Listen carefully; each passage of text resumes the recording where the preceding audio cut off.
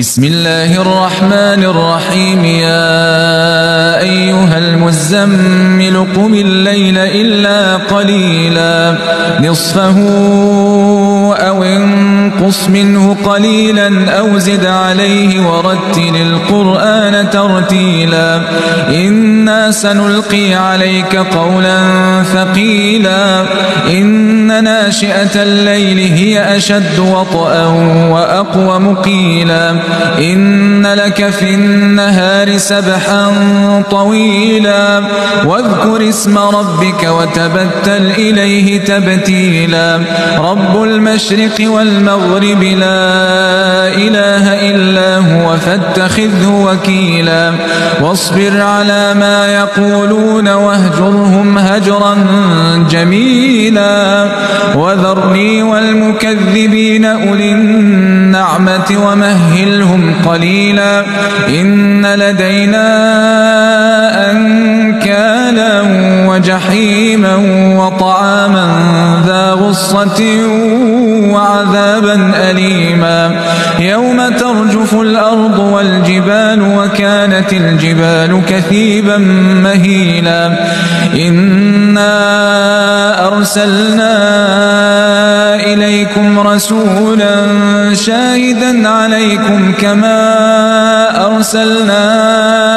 إلى فرعون رسولا فعصى فرعون الرسول فأخذناه أخذا وبيلا فكيف تتقون إن كفرتم يوما يجعل الولدان شيبا السماء منفطر به كان وعده مفعولا إن هذه تذكرة فمن شاء اتخذ إلى ربه سبيلا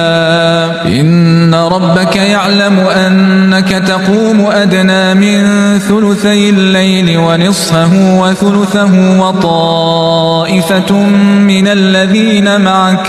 والله يقدر الليل والنهار علم أن لن تحصوه فتاب عليكم فاقرؤوا ما تيسر من القرآن علم أن سيكون منكم مرضى وآخرون يضربون في الأرض يبتغون من فضل الله وآخرون يقاتلون في سبيل الله فاقرؤوا ما تيسر منه وأقيموا الصلاة وآتوا الزكاة وأقرضوا الله قرضا حسنا وما تقدموا لأنفسكم من خير تجدوه عند الله هو خيرا وأعظم أجرا واستغفروا الله إن الله